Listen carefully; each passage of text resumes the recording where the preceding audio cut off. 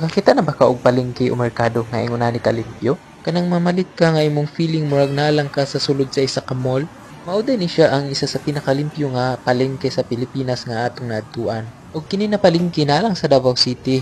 Mao ni ang Agdao Public Market. Ug diri lang ko nakakita og palengke nga naay dako kayong ceiling fan sa taas. So kung mamalit ka dili jud ka igangon kay naa may ceiling fan nga nag-andar. Ug dili pareho sa uban nga palengke, limpyo kaya ang ilang CR dere. Nakaseparate ang ilang mga CR dere para sa mga lalaki, babae, ug para sa mga disabled. Ug ang pinaka-importante, mag-CR ka nga wala kay bayaran. Isa ni siya sa pinakadako nga palengke sa Davao City.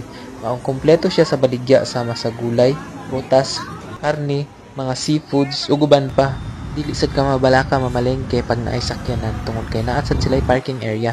Ingon ani ba pud kalimpyo ang palengke sa inyong lugar? Kung proud ka, i-comment daw bi kung taga-asa ka.